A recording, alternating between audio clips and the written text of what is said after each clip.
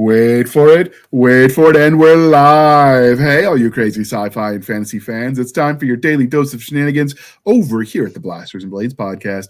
Just a couple of nerdy veterans and one chaos coordinator geeking out over our science fiction passions and fantastical fantasies. A place where magic is king, the sky is the limit, and space is the place. We are the podcast that puts the fun in dysfunction. So without further ado, first we're going to kind of get the elephant in the room. You might have noticed there's been a stretch of episodes where the Garbers haven't been here. It's unfortunate that his vacation to go to a wedding of an army buddy paired right between 2 weeks of training. So he's been gone for about a month between vacation and training for the Border Patrol on boats, doing, I don't know, whatever boat drivers in the Border Patrol do at training. So I promise he's still on the panel. We talk all the time, but work and life sometimes just stuff happens, so bear with them. If you want to send them messages to poke them and like make fun of them or something, tell them I sent you. But you know, that's sort of how it goes. Sometimes life gets in the way.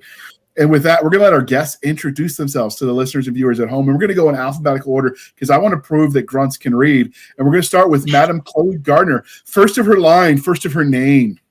Hello, good evening. I am Chloe Garner. I am the author of various wide-ranging and largely feral fantasy, science fiction, and urban fantasy series. And I am excited to be here. Well, we are excited to have you. And next we have Mr. Matthew Bowman. Hi there. Well, I am the internet's Matthew Bowman, and I am mostly known as an editor, but have recently started doing a free online chapter by chapter science fiction story called The Best Defense, which can be found on royalroad.com.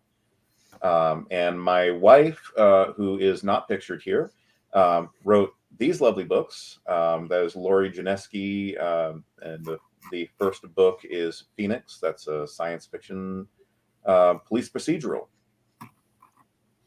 And if you were curious, we've interviewed them both separately about their series, so you can check it out. And we linked to one of the, since he doesn't have a whole lot of social media yet, we did link to one of the anthologies he's in by Raconteur. I'm not sure. Raconteur. There we go. They couldn't give me something easy to spell or easy to pronounce. It's a fun word for a storyteller. It is, but when we interviewed them, like someone who's a rogue or something. So I think it does double duty. So when we interviewed them, because we do the small press radio hour as well, where we talk to various small press publishing companies, I spelled it wrong. So they messaged me like, "Hey, can you fix this, JR?" So I fixed it and I spelled it wrong again, but differently wrong. And it was the fourth time. Like, why don't you just spell it and I'll copy and paste? Because I would spell it and then spell check would be like, "Did you really mean this, JR?" And so I would like, well, it's spell check. Let me hit OK and I'll accept it. Fourth time was the charm, though. So it's just one of that and bureaucracy words I just never spell right the first time. And bureaucracy, I always spell it so wrong that like spell check's like, what the heck, bro? Like, we don't even know what we're going to say. I'm astonished that my phone will recognize Raconteur as an autocomplete. Mm-hmm. Must be the AIs. They're planning their revolt. But you've spelled it wrong when it's so wrong. Even like your spell check is like, what the heck, bro? Half the time, if you see red tape is instead of bureaucracy in my books, it's because I gave up. I was just tired in the morning. I'm like, you know what? Just call it red tape and keep on rolling. This is not a word. What are you smoking? Right. I have spelled like between that. And you always get the new invention or new spellings for like sci-fi and fantasy words. I have done that so much that my spell check was just like tilt, we're done, we're quit. And I've had to uninstall and reinstall Word a couple times because of that. Luckily, I figured out you can create universe-specific dictionaries in Word. And so I did that, and then it doesn't tilt as much because I can just tell it what world I'm in, and then edit accordingly. It works wonders. I recommend that to everybody. I've only met one other author who's broken spell check like me, and it's like a badge of honor that it's just the two of us. Mm-hmm. All right, next we have the lovely Miss Melissa McShane coming all the way from the future in India. That's right. I'm Melissa McShane. I'm the author of many fantasy books in many different subgenres, including historical fantasy and contemporary fantasy and I live in India, so it is my morning right now, and it is a bright and beautiful morning in Kerala. And because she's in the future, she promises one day she will actually give us the winning lottery numbers. So far, she's been holding out on us. Well, it's the Indian lottery, so you're kind of out of luck, you know. So, yeah, probably not going to help, but you never know. Oh, yeah. All right, and last but certainly not least, we have the many voices of Teri K. Jobe. Hello, darlings. I'm here again to brighten your day or evening. Audiobook narrator, baby author of fantasy, and all-around fun person, I guess. Well, I mean, you've got your Amazon author profile because you have the first title out. So I call that an author. I don't know that baby author counts anymore. I keep forgetting about that. Because now you are a professional, madam. Of course, darling. Ooh. So, all right, with that out of the way, we're going to knock out the religion questions because we are civilized here at the Blasters Blaze podcast. The whole episode was about religion. I mean, that's what I signed up for. Absolutely. So, normally I would tell you how we first met, but we signed a bunch of NDAs with certain somebody we're not allowed to talk about. So we're just going to move on because they had better lawyers than us. You're not supposed to bring it up. Oh, not even bring it up. Especially I part read the No, we don't go there. All right. Since these guys are all return guests, I figured we would go with seasonal questions again. So what is your favorite holiday dessert? We're going to go with Teri first. We'll just go round robin. Ooh, I think pecan pie. You can't Unless go it's wrong Thanksgiving, with in which case, pumpkin pie. pumpkin pie and pecan pie are my weaknesses. That's So I fair. feel you. Especially if you get like more Cool Whip than actual pie. Perfect. Absolutely. And everybody knows calories don't count on the holidays. Absolutely right. not. I think it's like a universal law of nature or something. All right. Next, we have Miss Melissa McShane. Favorite holiday dessert? Well, for the last couple of years, I have been learning to make pralines, and that is my favorite. It's less of a dessert than a candy, but I really like pralines, and it has been fun learning to get them right. They're a little bit finicky, so they're good though when you get them right. Absolutely. All right, Chloe. Favorite holiday dessert? I have for many years now opened my house to do huge, just obscene numbers of batches of cookies for Christmas. It's one of my favorite events to do, where you just plan for 12 or 14 batches of cookies, and in the end you don't know what to do with all of them, and then you're giving them away, and people are all like, I'm on a diet and I don't eat gluten, and I'm like, but I made several hundred cookies. You must eat them. But my favorite dessert is probably a derby pie, which for those who like their pecan pies, the derby pie is the level up of this. I've never even heard of this. Very, very chocolate. It is basically a chocolate chip cookie in a pie crust. Ooh. And it is fantastic. Look it up, try it. It is so good. That sounds decadent. We've all probably gained 100 pounds just listening to the description. So I haven't read your books yet, although I bought them, Chloe. Are you going to be like Melissa, who goes on my list of authors I can't read while I'm dieting? Because she describes too much food. I don't think I'm that bad in most of my series, but Verita, man, you got to stay away from it if you've got a bread craving. Oh, the bread pudding. I would do a lot of dark deeds to get me some well-made bread pudding. I'm just saying it's top shelf right there. Yeah. So, all right. So don't read your books while I'm hungry. Got it.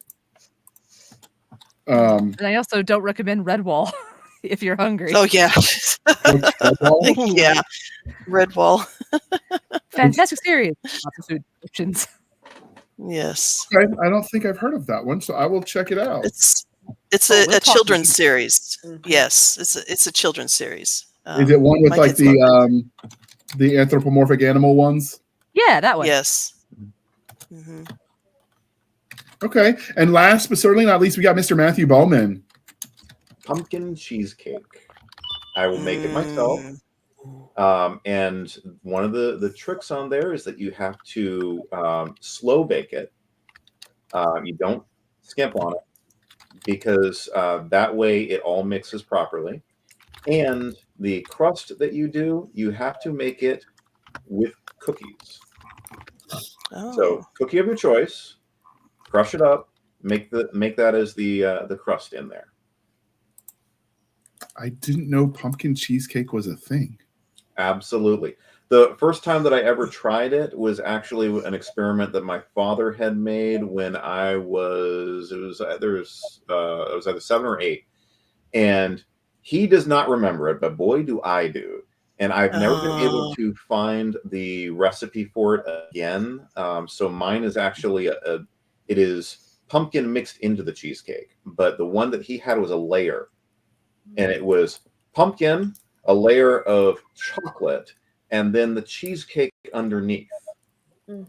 And one of these days I will be able to recreate that.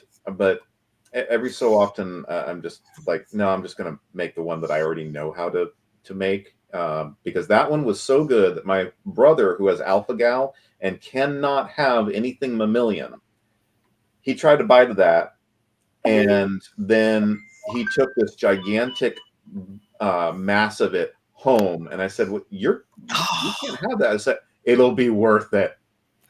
So that was good. That was the best compliment I ever got on my pumpkin cheesecake.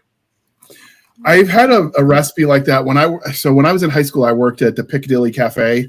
They had in the mall. They had like one of the buffet type mini lines. It wasn't the full experience, but one of the things we always stocked was carrot souffle. And it was so good that I took the recipe home. The manager let me when I was quitting because she knew I was going to sell it. And then years later, when I was boxing up my room after college, I was like, this is all industrial, like sizes. I can't use that. And I threw it away, and now I'm kicking myself because I'm like, I know people who could have scaled that back for me, but it was like, it was so good. But I also like carrot cake, and my mother swears that's criminal or something. That is literally the most shocking thing I've ever heard you say.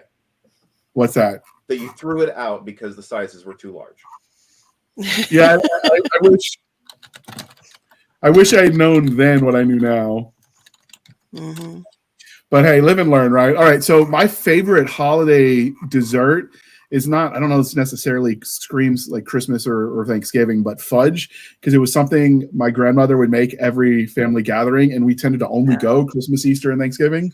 So I always associated like fresh, like decadent fudge as a holiday thing.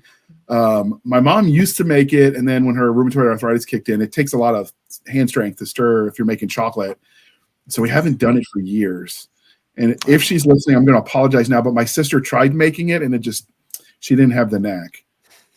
And since I'm not naming which sister, if you're listening, it's the other one. So I'm safe. I make fudge myself. So if you are ever coming to a convention that I'm at, let me know, and I will bring you homemade fudge before that. I will make it, and it is actually very easy. I will take you up on that. Last year, Jana sent me fudge and caramel fudge, and I would like to say that it was delicious, but I didn't get any of it because my mother and stepfather stole it all while I wasn't looking and took it home with them. And they're like, well, my mom was like, I gave birth to you. I deserve this chocolate. Oh. But how do you argue with that logic? It's just unfair. It's cheating. I'll just give a runner-up in there just because you mentioned fudge. One of my favorite things for that is either a chocolate or a white chocolate, depends, but a chocolate or a white chocolate fudge with mixed in crushed up candy cane. Mm-hmm. I will like that even when it's not Christmas. So you're the kind of guy who does like the peppermint mocha year round, huh? No, actually, no. Okay. Because I'm sure that you're going to be asking about coffee or tea, but I don't drink coffee. It's like we don't even know each other. All right. So I haven't had any coffee today. The next question is the great debate. Are we team turkey or team ham for the holiday meals? Teri. Well, again, depends on your holiday. Turkey for Thanksgiving, usually ham for Christmas, although my husband and I have experimented with doing different beef dishes for Halloween, because for Christmas. Don't judge me. It's October. I've got Halloween on the brain. Because I already do ham for Easter. I do like a pineapple ham for that. So we've tossed about different things for Christmas. Okay. What about you, Melissa? I don't actually have a preference, but my family likes ham, and ham is really easy to make compared to turkey. So we are a ham household for Christmas and for Thanksgiving. Okay. Chloe? We typically have both on the table, and I don't understand the purpose of turkey. It's very hard to get ham it. is clearly the superior meal. Yeah. It's really hard to get turkey right because when you don't get it right, it's so dry. I mean, if I have to drown it in ranch to make it edible, like, why bother? Just let me eat my ham. I guess I outed myself on Team Ham. We do ham for Easter and Christmas and both for Thanksgiving, and I eat the ham out all three. Okay, yeah. Maybe because it's like undead flavoring, because it's so dry, maybe turkey could be the official like Halloween meal. It's basically a rotten corpse.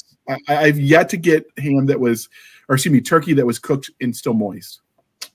So if you're out there and you're different, I don't know, like maybe we'll have to try somewhere. I know some people get really into the deep fried turkeys, or they'll do it. What's the other? They'll do some other seasoning with Cajun turkey I've seen, but I've never actually tasted those. All I know about deep fried. What's that? As I say, just as a PSA, don't deep fry a frozen turkey. I was going to say, all I know about don't do that. All I know about the turkeys is the firefighters. Well, because I have a friend that when he got out of the army went to become a firefighter, and I hear stories every year at Thanksgiving. Somebody messed up deep frying their turkey, and someone got hurt. And so all I know is it's got a body count, that turkey. All right, Matt, what are you, team turkey or team ham? Definitely team ham for Christmas. Turkey is for Thanksgiving. And I when I grew up, I did not like turkey for Thanksgiving because my father would always make it too dry. And I just got this long-standing aversion to turkey. And then my first Thanksgiving, we got married early November. And so I'm over at my in-laws for Thanksgiving, and I'm approaching the turkey with trepidation. My mother-in-law can make it moist. That is good stuff. Every single year. What manner of witchcraft is this? It's a Texan witchcraft. You wouldn't understand. Oh. Probably not. Well, at least you didn't say it was bad, because if your mother-in-law listens, you don't want her to hate you. So no, I'm more concerned about my father listening, because the thing is, frankly, I told him. I told him multiple times it was too dry, but he didn't listen to me. Okay, so. All right. And what is your favorite holiday song? And since I don't know that there are a lot of Thanksgiving songs, even though this is kind of the holiday season we're covering, I don't know that there are going to be any answers for Thanksgiving. But I mean, if you know a turkey song, throw that in too. But Teri, favorite holiday song? So I actually have two different answers here. I'm not one for those like white Christmas or those like jazzy pieces that came out in the 20s, 30s, 40s. Bleh. There is one humorous Christmas song that I like, and that's the Christmas Can Can by Straight No Chaser. It's a parody and it's hilarious. As I discussed in a different episode, I'm not a big fan of Christmas to begin with, but that one's really funny. If it's not that, then I like the more traditional carol type songs. Little Drummer Boy is one of my favorites. Do You Hear What I Hear is another one. Those are real good. Okay. What about you, Melissa? Okay, my favorite Christmas song is It's the Most Wonderful Time of the Year by Andy Williams. I'm not interested in any other versions than the one by Andy Williams. And it is the song we play, the first song of the season when we are getting our Christmas tree set up and decorated. We turn on Christmas music to listen to, and I set it so that is the first song we hear. Okay. Chloe, You're going to blow our minds. I am absolutely positively convinced. She said funny, and the one that came to mind was "I Want a Hippopotamus for Christmas," which is fantastic and classic. And the old school one-off song that really defines Christmas for me is from the Amy Grant album, "Haste Joy of Man's Desiring," which has no lyrics and just a lot of bagpipe, which is really unexpected. But my actual, the answer I had to this before anybody else spoke was that I don't have a famous song or a favorite song so much as a favorite album. Backstreet Boys put out a Christmas album a couple of years back, and it's really so good. And we just listened to it on loop from about Thanksgiving to about the week after Christmas, when it's like, no, I got to shut this down now. And it's warm, and it's got the bells, and it's got all the harmonies, and they just went after it, and they put together my favorite Christmas album of all time. And what was the Amy Grant song? I've probably got the words in the wrong order. It's just that I always called it the Tiger Hunt song because I was really little and it sounded like the soundtrack for hunting tigers. But it's "Jesu Joy of Man's Desiring." I think I'd have to go look up the. I believe that's right. the title. That sounds right. I'll check it out and get the spelling right with a quick Google search. That's probably good enough. JESU, the first word. That's what's throwing you. Yeah, and spell check does not like that word. So, all right. What about you, Matthew? Well, the first one that came to mind when I mentioned this to my wife was a Christmas carol from the 16th century in Spain called Riu Riu Chiu.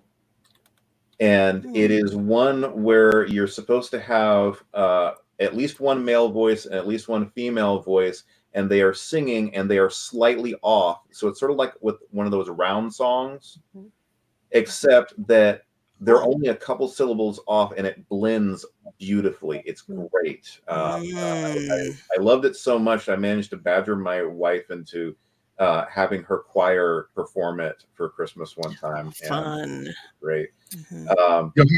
The other one in there that I thought of was more of a joke, but the song where at least for us weird Catholics, the word Gloria winds up having 18 syllables. That one's yeah.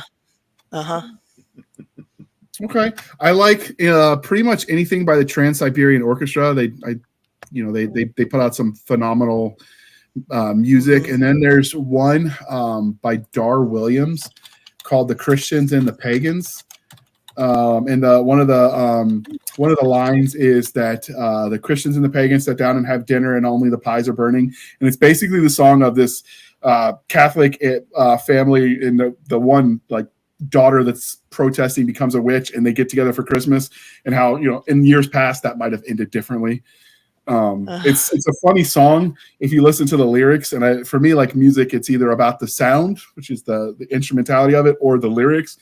In an ideal world, you get both, but I mean, music should tell a story. So I stumbled on that one, and I've just been in love with it ever since. So we listen to that one every year around the holiday time.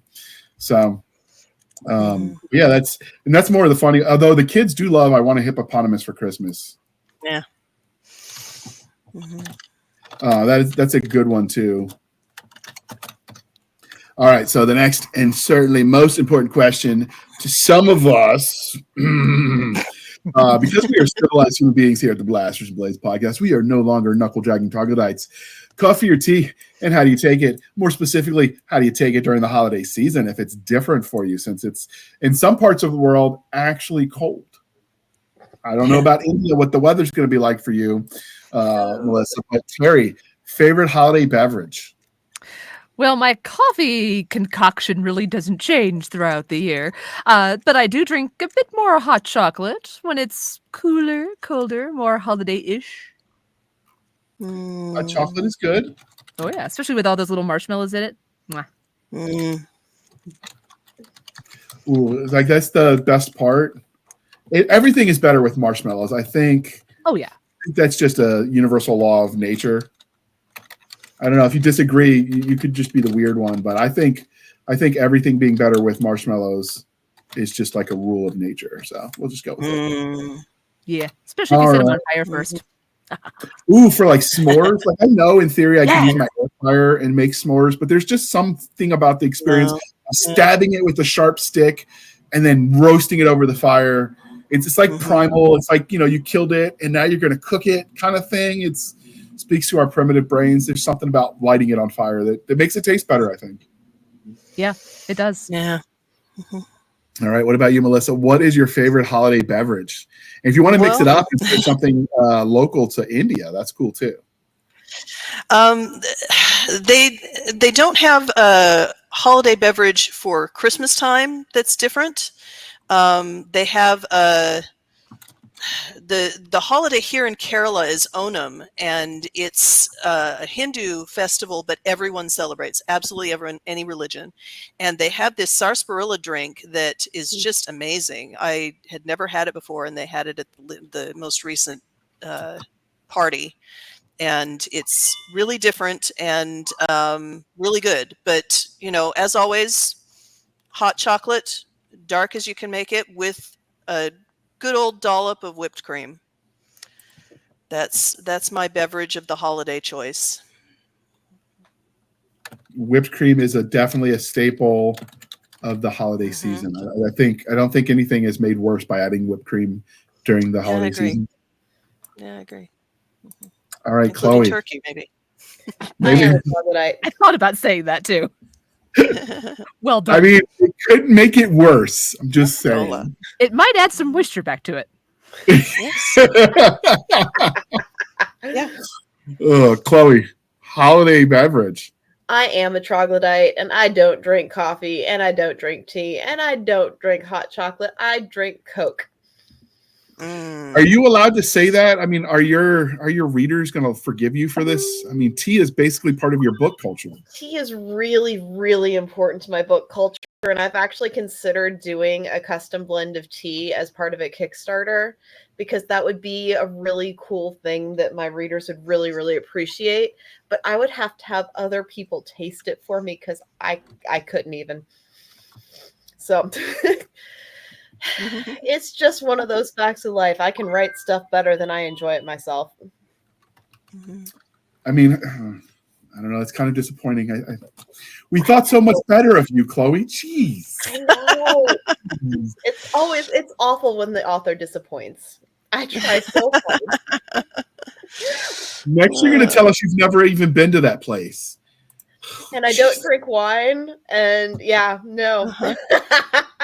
All of these things that my characters run off and do, they're so much more adventurous than I am. Disappointed, Chloe. You've let us all down. All right, Matt. Bread. All is better with bread. All right, Matt. All right. So, as I said before, I don't drink coffee. Caffeine was never useful to me and made college interesting to never be able to benefit from coffee. I do these days drink a tea blend that I get from someone who makes it here that is just absolutely great. And if you go back to my previous solo interview, I actually detailed that one. But for something that's holiday, although of course this one is year round in certain ways, but I do specifically like it during the holiday. Mead. I really enjoy mead during the holidays. And my current favorite is a one called Viking's Blood. And that one, they have an apple flavor. I like that one, a little bit of apple infusion into it, which goes very well with the feeling of fall for me, because where I grew up, homemade apple cider was always a thing.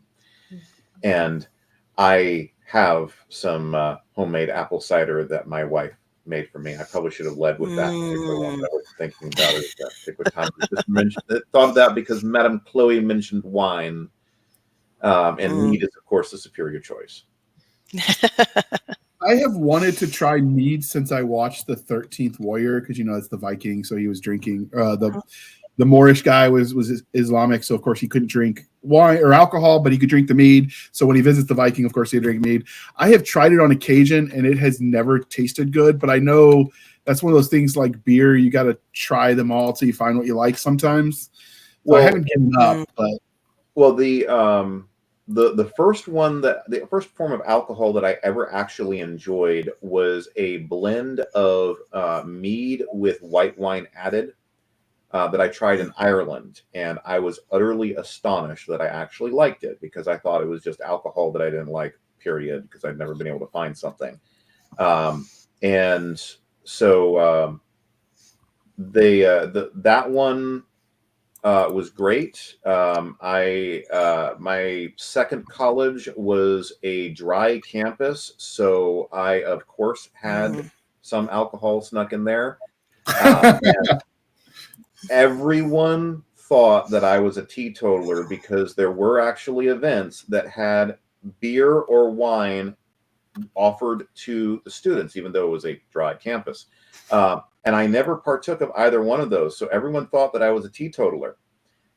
There was a point where I was carrying some books to someone else in another dorm, and they were in an alcohol box that someone had given to me, because there was a local distillery called Bowman Spirits, my last name.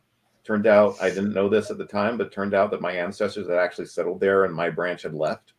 But I was carrying this thing there, and I ran into the assistant dean of students, and I joked like, I guess you're going to have to search this box. And she just looked at me and said, "It's you, Bowman. I know there's nothing in there." It's like, well, I'm glad you're not searching under my bed. But it was great, because the mead that I had there is the exact same hue and color and everything as the apple juice in the cafeteria. So there might have been a time or two that I was drinking it in a clear cup in full view of God and everybody. Nice. Yeah.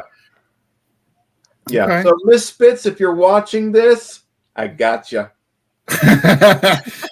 So you should really send her this episode too. But so I guess for me, like if I'm thinking truly like seasonal, it'd be peppermint mocha. I've said before. Although normally I drink mocha year round. If I'm going to get like a latte type drink, it's mocha or caramel macchiato. And I talked to people that are actually Italian who've had the real version of that, not the Americanized version. And I'm told we drink it wrong, but I like the Americanized version, so we're just going to go with it. And if you get it iced, it's like, as far as drinks go, it's one of the lower calorie ones, because essentially milk espresso with just a little bit of the caramel drizzle is the way it's served. So it's the only calories really are the milk and the drizzle, and milk's not horrible for you, especially if you go for the skim milk or low fat. So that's we're Americans. Cultural appropriation is our religion. It is our culture. It is. I mean, that's what we do. They call it cultural appropriation. We just call it winning. Yes. So I come from it as somebody who studied the long arm of history, and for me, like, culture is meant to be shared, and every culture affects and bumps up against the other. This idea that culture exists in isolation is just ridiculous. It's a modernization of thought by people who don't know their own history, let alone anyone else's. When I lived in Italy, one of my teachers remarked on how I was the American and I was wearing Italian shirts, and all of the Italian boys, who vastly outnumbered me, were all wearing American shirts. And she thought it was the most hilarious thing. I don't know. I think culture is a beautiful thing and it's meant to be shared. So I don't say that with any malice. Like I think, and most of the people, like the real people on the street, when you ask them, they're like, "No, we're glad you enjoy our thing." It's a very select, loud group of complainers that care, I think. Yeah, the usual response that I had in Italy was like, "Oh, I'm so glad that you like that. Here, try another new thing."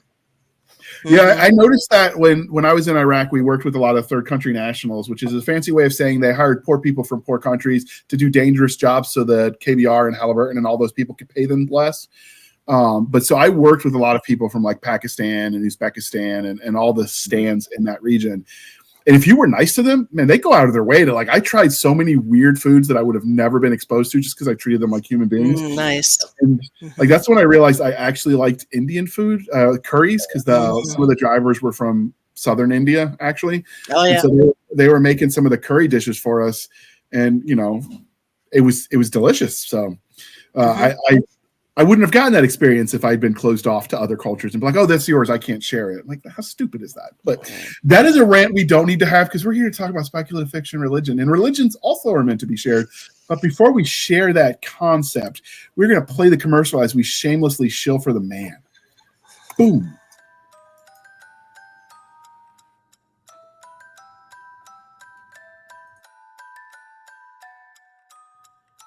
Ho, ho! Oh, hell. Is that sleigh bells ringing in your ears or a few rounds from an M60? You wanted the jolly fat man to bring Yuletide joy, but the season has gifted you with a heartbreaker and a life taker. Badass Santa. Grab your eggnog and camouflage candy canes. Strap on your bulletproof holiday stockings and prepare for thrills and kills. From blood-stained rebellion at the North Pole to a Black Ops raid on a distant planet, these 18 action-packed tales will show you Saint Nick as you have never seen him before. It's all you'll want for Christmas.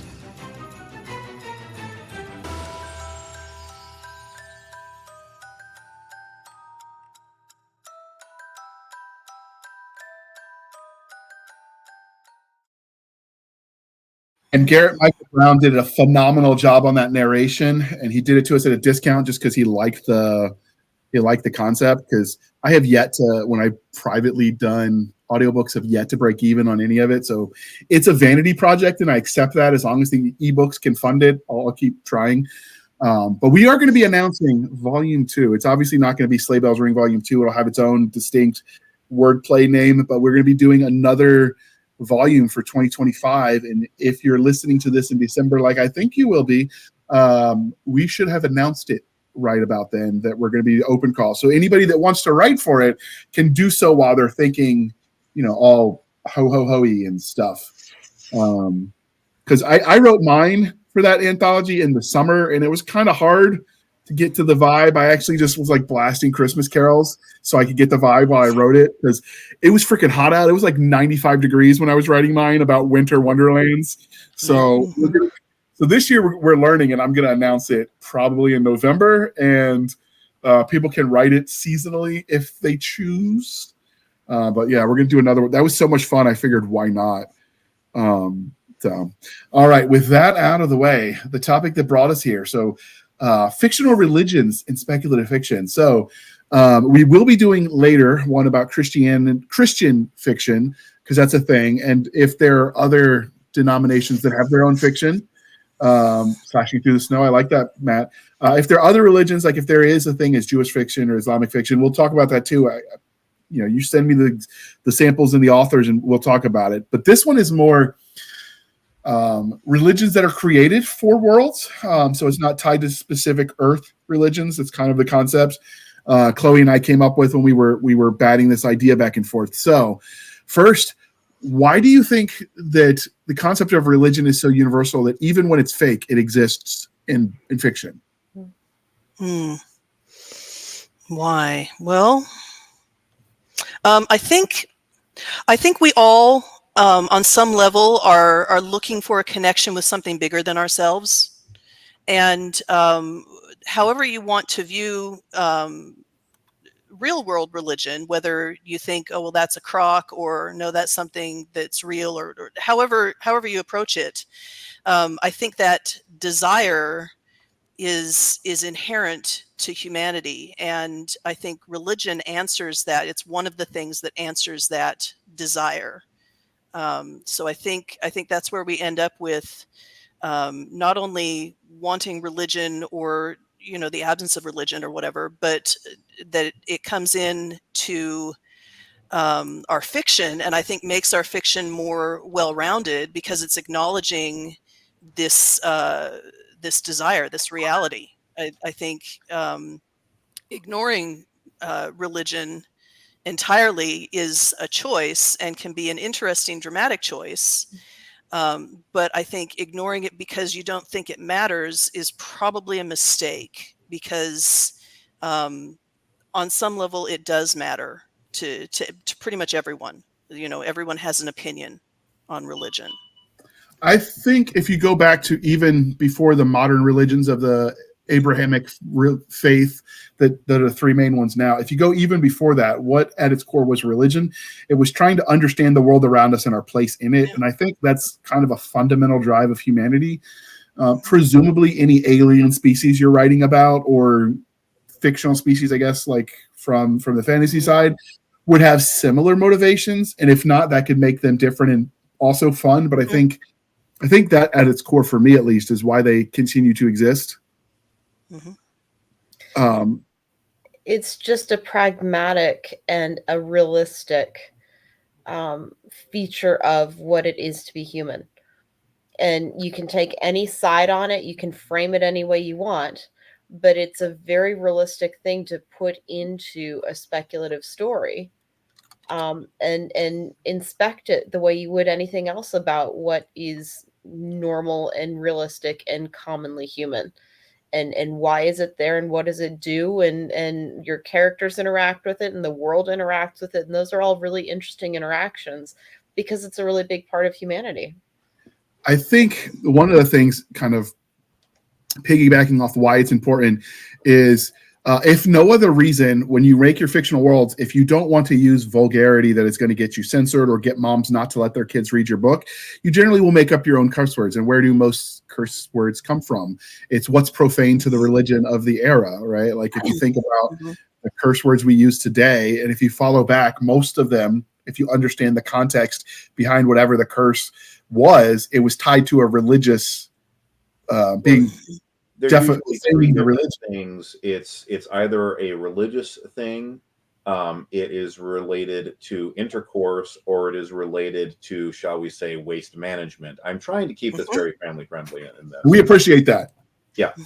So it's those three things, but the ones that tend to really stand out depend on the society. Like one of my favorite examples of this is in an Ian Carmichael adaptation of Dorothy Sayers' Lord Peter Wimsey mysteries. It was specifically Clouds of Witness. It was the second novel that she had done. And he arrives and he's going to be looking at the crime scene. His mother is there, and she's going to say, and tomorrow when it's daylight, we'll go out and look at all the bloody footprints. And he's not turning around. He's pouring himself a glass of sherry, and you see over his shoulder, she's looking up, she's horrified. And he's without turning around, he knows what her reaction is. That's not swearing, mother.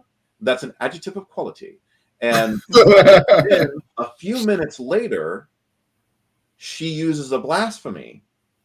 And I just, every single time that I see this, like, okay, so you object to the word bloody, but you will take your Lord's name in vain. I see how it is. I see what you believe in. I see what you're afraid of. And the stuff that you find most casual when you swear it, when you make swearing of any kind, is the stuff that you are least afraid of. Whatever it is, whatever those three categories are, it is the stuff that you are least afraid of.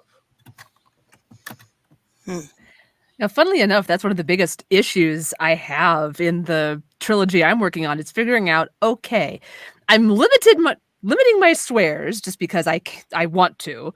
I get one F, maybe a couple S's, but then there's a whole bunch of other places where my instinct is to go, shall we say, what the heck? And it's like, well, wait, heck doesn't actually exist. As I have a very specific system set up, and that's not part of it. So it's like, okay, what are they saying then? So that's a very good point. I feel that. Larry Correia has a very excellent series, starts with Son of the Black Sword, the Saga of the Forgotten Warrior. And in that, all of the swear words are completely made up. So for them, demons come from the ocean. So the ocean is hell. So one of the most common swear words in there is salt water. And if you want to insult someone, you call them a fish eater. Things like that. Then you've got Brandon Sanderson's big epic, the Stormlight Archives. And in there, you've got these gigantic magical storms that sweep across the land. And so a very frequent swear word that they use is storm it. Things like that. So you look at what it is that they fear and then determine what they fear, that character fears a little bit less, finds vulgar enough to mention, but isn't really afraid of saying it. And there you have your swear word that you can use. Right. And so back to the topic of the religion, though, which is kind of the focus. So we've established that part of it is just it's understanding the worlds. What do you think? Do you think partly that it just helps flavor the world in that you can kind of see what the people in the world, speaking of what's important, I think sometimes the religions you use can flavor so you can see what the characters value. So you know a lot about a culture if their deity is the god of war versus the god of farming versus whatever. It's also what motivates the plot. If it's there, more often than not, it's going to be something that drives characters to do the things that they do, because it's something that takes a character's motivation out of their own personal interests and puts those motivations somewhere else that is very motivating. And they do things because that's what their religion says that they ought to do. So now you have reasons for doing things that would not naturally otherwise happen. People go to war and kill other people because religion, and they give all of their stuff away and beat their own flesh on the streets because religion, and they go and they argue with seats of power and try to change the way that government and commerce work because religion, and they become a fulcrum for a lot of other plot if you choose to use them that way. You can have passive religions, but I don't really believe in those all that much. They exist, but religion is a really active force if you pay attention to it, and a lot of choices and a lot of plot situations, especially existing plot situations, your backstory can be driven by the actions and the beliefs of a religion. I'm going to go in the other direction about speaking of passive religions. I think that because in our world, a lot of religion is passive. It's something that people have in the background that they aren't necessarily motivated by. And I think that putting that into a speculative world gives you the opportunity to show what happens when that religion turns real. So you have someone who is acting like, say, their Anglican religion. It's the state religion. It's what everybody does. They all go to church on Sunday or whatever the local equivalent is. And then what happens when it turns out that God is real and is suddenly demanding things of you? And so I think the background state of religion can be interesting in terms of, well, I think though that it is like what you say, it would be more of a flavor than an actual driving force. But I think if you have a world that doesn't address religion in some way, I think you're missing out. And even if that way is the passive, everybody does it, it's just, how it works, that changes how people feel, how people think. What's the difference? I mean, in many worlds, you've got the God, we don't know for sure whether God is real. Or whether my God is real and yours is not. But what do you do in a speculative world where suddenly you have gods and they are real and you know that they are real? That changes the approach in a way that our world doesn't have. We don't have that kind of certainty. But how does it change things if, for example, you have someone who is a cleric of a god, and that cleric receives power from their god, you can go the Terry Pratchett route and say, well, it's like believing in the postman. We know the gods exist, but we don't have to worship them.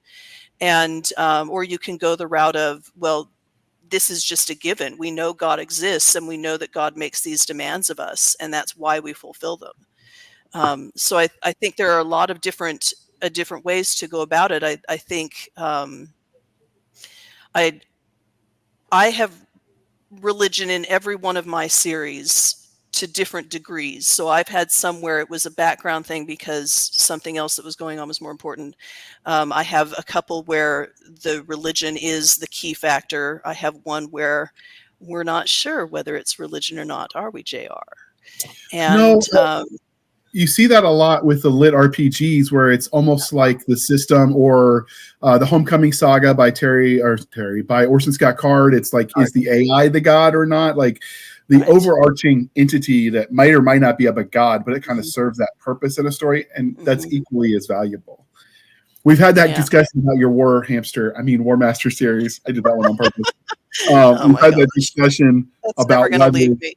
No, I've actually at some point I'm going to write that series just because I want to now, but I've got too many. I've actually promised publishers. Yeah, but isn't that sad? Too many books, so little time. Everyone but anyway, so to sum up that rather rambling, answer, I think that however it is you focus on religion, I think you do yourself a disservice if you pretend it doesn't exist, and so maybe that means that it's the driving force in the book. Maybe it means that it's what provides a foundation to the characters. But in any case, I think it matters that it's there. Go ahead, Matt. On that particular thing, I used to do a regular a lecture that I would at AwesomeCon when I lived in the DC area, and it was a survey of world building. And the first time that I did it, I always expected to have some heckling because of the section on religion, where I pointed out that a lot of fictional religion is too Christian, because most of the time, the way that people write it, they don't realize just how deeply our society has been affected by how Christianity is different. And there is when I was doing that particular thing, I mentioned how neo-paganism today is highly Christianized. Because they focus on, I'm following this one thing. I have a friend who is following Apollo specifically, but an ancient Greek would not be following Apollo unless he or she were a specific priest or priestess of Apollo, and then it would be because they are tied to a particular temple.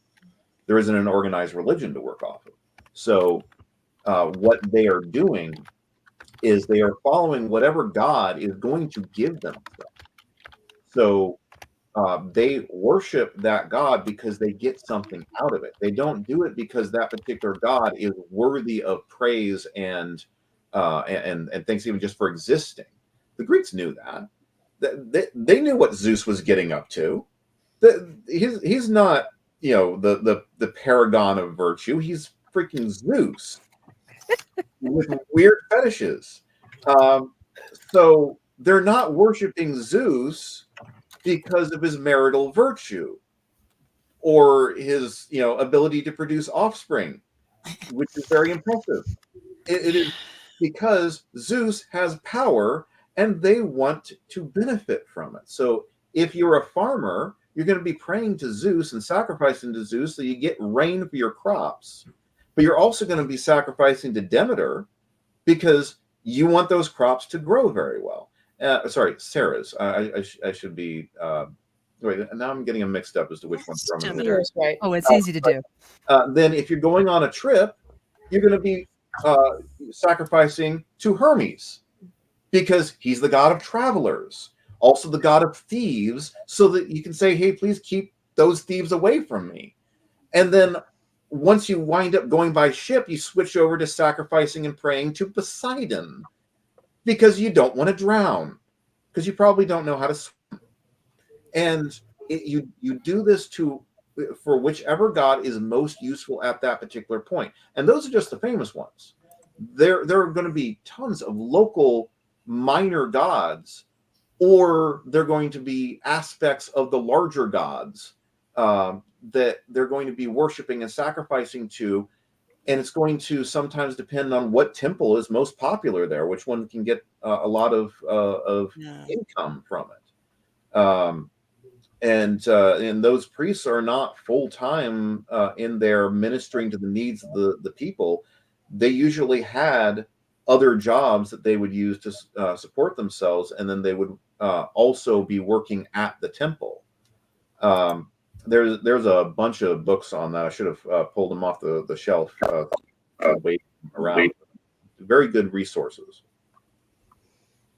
Well, one of the problems with people that want, I'm sorry, Teri, I'll be quick. One of the problems people have if they want to incorporate some of the older pagan religions is the Romans just did a really good job of stamping them out and killing everybody who knew anything about anything. And so for most of that, unless there was written words, we're just guessing. And so you do get a lot of modernisms thrown on top of what probably wasn't worshipped back then. But you were about to say something, Teri? Oh, I was going to go in a completely different direction. Usually, don't test me. Usually, the way I approach deities is a little bit differently. It's more intrinsic to the building of the world, like how the world was created. Like I don't qualify myself in real life as overly religious. I'm kind of that weirdo off in left field. But when I'm world building, one of my first thoughts is, okay, well, how was this world actually created? Was it pure science? Was there some higher power involved? Usually that's the answer because it's convenient and it's convenient and provides those aspects that Melissa was talking about, that religion is there. The gods are there in this instance, and the people are aware of that. The story I'm working on right now, it's a little bit more in the background. This is what's done, and this is the time of year that it's done. And these are the races that do specific things. In another story I've had bopping around in my head for a while, I'm starting more with the world building instead of the characters. So I'm coming at it from a different direction. And it's these celestials, I've called them in my head, that actually made the world, that experimented and did all these little things and accidentally created people. They're like, oh, what the heck is this? And some of them care and some don't. So it's been fun to kind of play with that idea. It's almost more of a D&D approach. There's bad gods and there's good gods. This is what they do. Yeah. So it's a different way to look at it. And I'm looking forward to finishing this series and getting to work on that one, just so I can explore that more. I think one of the commonalities that you see with a lot of religions, it's also tied to weather cycles. So the sun, the moon, or the moons, if you're on a planet that has more than one, or the sun, whatever. But like celestial beings and weather and seasons tend to be common themes regardless of where. Yeah. The trilogy I'm currently in started it when I was 15 with a friend of mine. So a lot of the world building is like, this is basically Europe, and the planet's the same size. A lot of the seasons are the same. So things are based off the equinoxes and solstices, because that makes sense. When we talk about religion and fiction, one of the trends I am seeing, and maybe it's just my own bias because of what I've been reading, with a lot of portal fantasy, which has been my jam lately, the isekai or whatever you want to call it approach, you end up with people that have religions that are whatever their faith system is, that come from Earth, and they go to foreign places, and now you are faced with, well, this is what I believe, and this is the one true God, insert your religion, and now I'm over here and these gods are real. Like, what does that mean? And you can sometimes you get plot points in character development just through somebody processing it. Do they suddenly believe there are multiple gods and theirs is wrong? Do they think, oh, well, these are just demons and devils and angels and whatever, or like, whatever the equivalent is, and seeing the interaction of Earth concepts of religion when it's forced somewhere else and you're confronted with, oh, by the way, this God over here is real too. Mm-hmm. Well, and then what do you do if you are trying to remain faithful to your earth religion? And even if you can insert that into a new world that has maybe multiple gods or different god or whatever, but you still believe in your god still exists somewhere. How do you remain true to your religious faith, especially if you have a religious faith that requires certain kinds of devotions? Say you're Jewish, say you're Muslim, you've got dietary restrictions. Do you stick with those? Are they still valid? I think that becomes a really interesting question to explore. Well, You also one example for Catholics, there are various things that you're supposed to do, where even if you don't have a church to go to, there are certain things that you're supposed to observe. Like, for example, no meat on Fridays during Lent. If you're in another world, Right. When does Lent start? Yeah. There's another one that I thought was an interesting take is the Diana Gabaldon's Outlander series. In the opening book, when the main character goes back in time, when she left 1945, 46 Earth, she was married. She had a husband. Suddenly she's back in time and she's forced to get married to somebody in the 1740s. And so she's sitting there talking with one of the traveling monks, brother so-and-so, I don't remember the character's name. She's like, am I committing adultery because I'm married to this guy on this date? And she does it under the veil of the confession, so he can't burn her as a witch. Because she's talking time travel. I don't know that would necessarily stop him, but that was kind of the vibe you're getting. And she's like, am I even really married if I'm out of time? And what does religion look like when you can jump through the timeline too? Because now technically your commitment here predates your commitment there. And when your commitment there was made, commitment over here, the guy had already been dead 200 years. And you can get, when you talk about like fictionalizing it, there's so many moral questions you can tackle in a way that's detached that you don't ruffle anyone's jimmies, and can have fun while doing it. My answer to that one, because I've been asked that particular question before. My answer is, her promise is according to her personal timeline. It doesn't matter what year she's in; it is still moment to moment her life. And if she has made a promise an hour ago, but now she's a century in the past, she still made that promise an hour ago. It's not that the promise has never been made; she still made that promise. So that great love story is now the story of adultery. Thanks, you ruined it for me. Exactly, but that's why I've never been able to read that particular series, because someone already asked me about it, and it's like, okay, I already know what the conundrum is. Nope, I'm going to read something else. Mm-hmm. I don't even think that's a large part of it. It's mostly the idea of a love story that, what in time travel, because it's time travel school and everyone likes kilts in Scotland. But I think fiction can take either fictionalizing Earth religions or making new ones. You can have fun kind of exploring moral topics that are sometimes too sensitive and taboo in the modern world to talk about. Yeah, Absolutely. Yeah. So I feel like we've been all over the place. We're at an hour. I don't want to keep us too long because I promised everyone that we were going to try to, the listeners mostly, we try to keep it to under an hour and a half. And given the audience, or the audience, given the panel, I know we could go for another 3 hours if I let it. Is there anything else you think we need to talk about in this episode? I would like to mention some recommendations for when you're trying to world build religion. Okay. And I went and pulled a few books off of my shelf just a moment ago. One of them is one that I was alluding to right here. It is called Ancient Greece, Everyday Life in the Birthplace of Western Civilization by Robert Garland. I'm holding this up to the camera for those who are not benefiting from the camera, so now you know what you're missing. And show that one more time for people. This one is, I've got a bunch of books like this, life and everything, but this one I'm mentioning here because it has a very good section on how they dealt with religious life in ancient Greece, and that is just being able to see that is good. Another one in here that is one of my top world building recommendations, period, when I talk with authors, is this one. You would not expect this to be a one on general world building. It's called How the Catholic Church Built Western Civilization. The reason why I consider this to be a top world building book when you are not writing, obviously, a Catholic thing, is that, as I said earlier, the Christian history has been so intertwined in the last 2,000 years of Western civilization that noticing all the things that directly stemmed from the church doing something, like, for example, contract law. Our own contract law is based on a religious thing. It's based on marriage. I won't get into the details on that. I find it a fascinating topic, but if you read this book and see what is connected in there, then one, you can see like, oh, okay, so I want it to be different, therefore I'm going to do a different thing in here, and here's how I can show it. And two, oh, I wanted to have, say, universities, and now I need to come up with an explanation for why a university system that we can recognize came out of something other than cathedral schools, for example. And that's easily something that you can do. In fact, for that one, I always recommend that you look at China and Korea for their history of how their schools came about.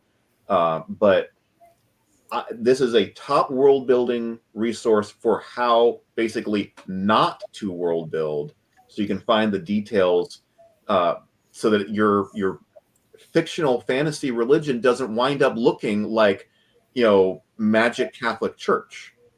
And if it does, you did it on purpose, because that's valid too.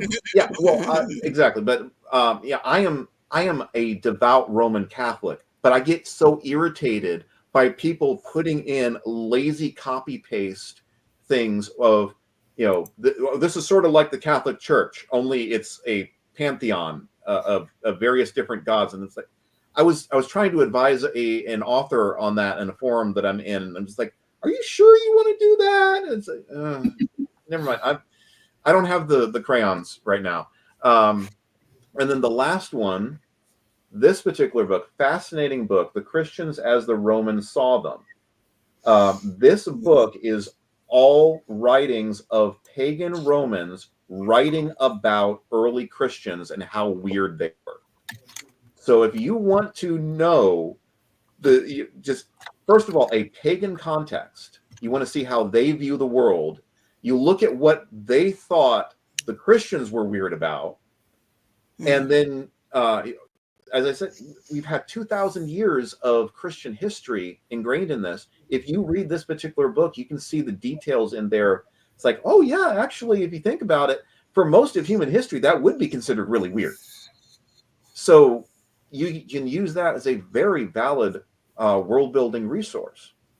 Another concept that you could use, another idea you can use is if you've ever raised children when they were young and listened to the kind of questions they asked when you try to pass on whatever your family faith is, they're coming at it untainted by previous experiences, etc. So their questions tend to get more to the heart of things, and there's a good idea.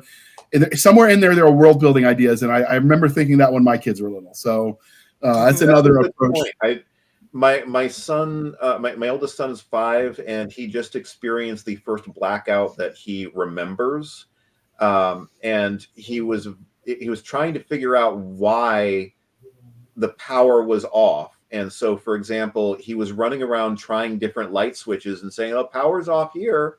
This one's busted too." And it's all busted. And I'm trying to explain to him where electricity comes from, and he's smart. Like, he is memorizing not just the planets of the solar system, but the moons of other planets. Ooh, Yeah, he will remember everything that is told to him as long as he wants to remember it. He's like a cat that way. But he will repeat back things from like years ago. You read something to him, and he will be able to recite it from memory and read it to his little brothers.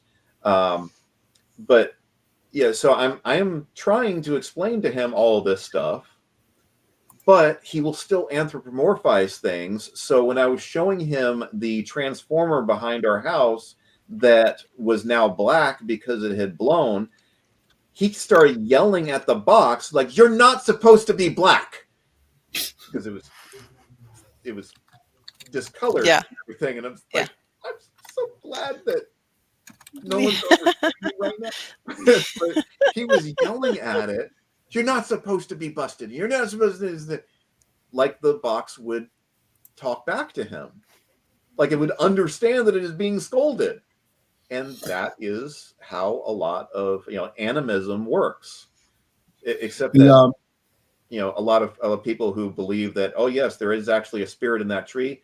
Maybe you shouldn't yell at it and tick it off, because then bad things. So I guess my son is also very fearless.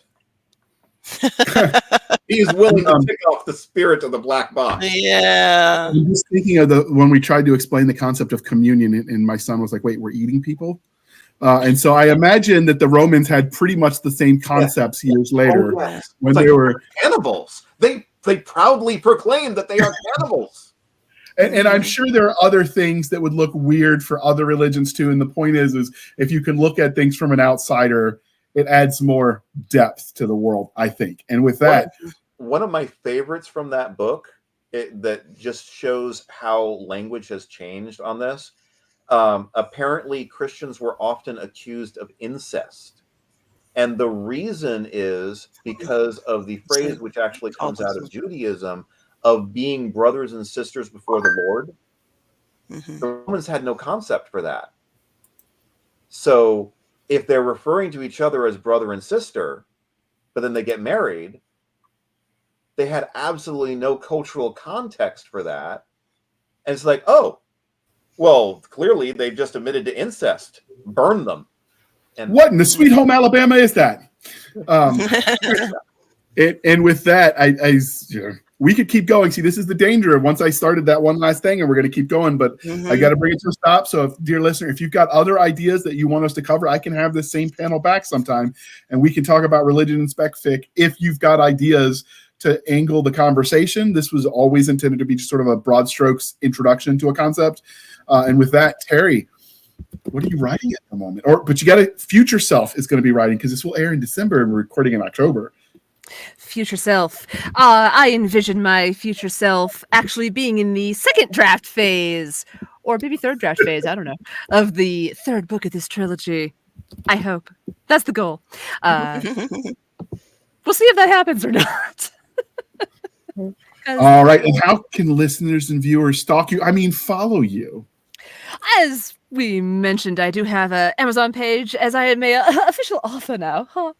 I'm also usually on Facebook, sharing memes, putting up pictures of my cats, which I just did today. He was my muse this afternoon, being cute.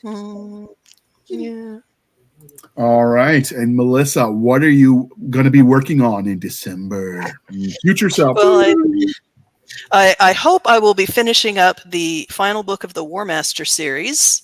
But in the spirit of not Warhamster, that's another series that JR is going to write, and I will write the dedication in the front of it. No, in the spirit of this podcast, though, my fantasy series about a paladin of the Dark Goddess and her werewolf boyfriend, the fifth book is releasing around this time. So nice. If you are interested in seeing how I tackled the question of religion, it's the first book is Silver and Shadow. And you can find me on my website, which is melissamcshanewrites.com. I'm also on Facebook. I have a Facebook readers group, and I am occasionally posting on Twitter X sometimes. So nice. There you go. All right. Madam Chloe, what are you going to be writing in the far months of December?